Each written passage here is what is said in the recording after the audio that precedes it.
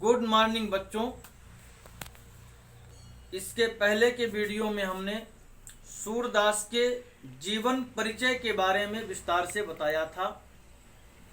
आज हम कक्षा 10 के पाठ्यक्रम में निर्धारित सूर के पदों की व्याख्या करेंगे। सूरदास जी के द्वारा रचित पदों की व्याख्या करने से पहले हम सबको ये जान लेना आवश्यक है कि सूरदास जी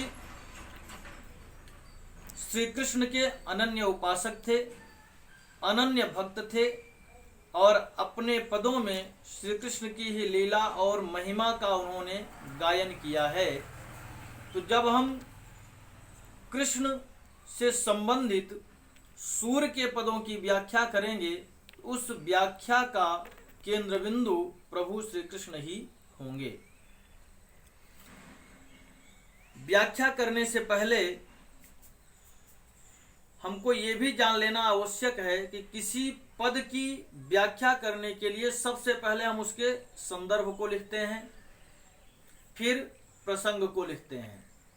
संदर्भ क्या है? संदर्भ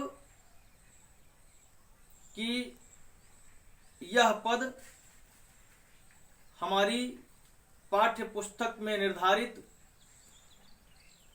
सूर के पद नामक शीर्षक से और सूरदास जी द्वारा रचित सूर सागर नामक ग्रंथ से अवतरित है। प्रसंग क्या है? प्रस्तुत पद के द्वारा सूरदास जी ने अपने आराध्य प्रभु श्री कृष्ण की महिमा का गुण गान किया है। अब व्याख्या। तो व्याख्या से पहले हम तुम्हें सूर के पद का वाचन करते हैं। चरण कमल बंदों हरिराई, जाकी कृपा पंगु गिरि लंघे, अंधे को सब कुछ दर्शाई, बहिरो सुने गूंग पुनि बोले, रंक चले सिर छत्र धराई, सूरदास स्वामी करुणामय, बार बार बंदों तिहि पाई। तो सूरदास जी ने इस पद के माध्यम से अपने आराध्य अपने प्रभु श्री कृष्ण की महिमा का गुणगान करते हुए कहते हैं कि मैं अपने स्वामी अपने आराध्य श्री कृष्ण के कमलवत चरणों की वंदना करता हूं।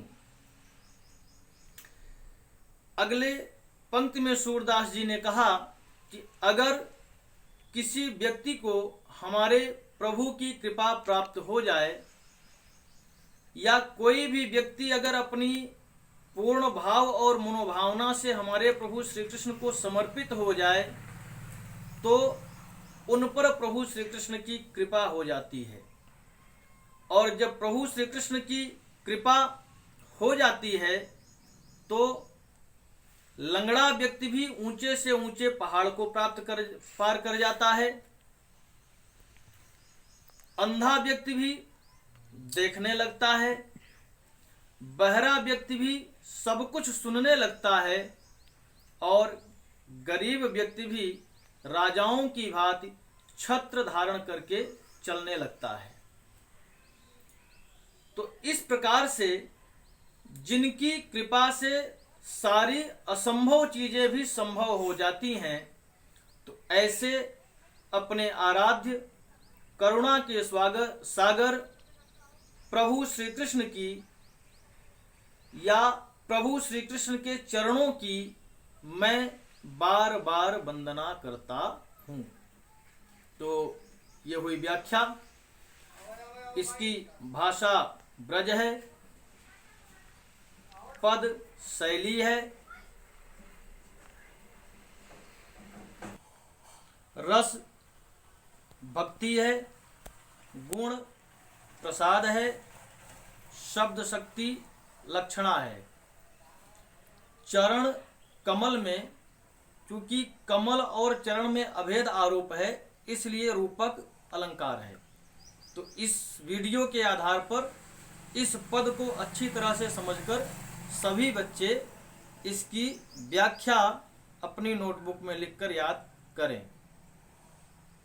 बंद करो।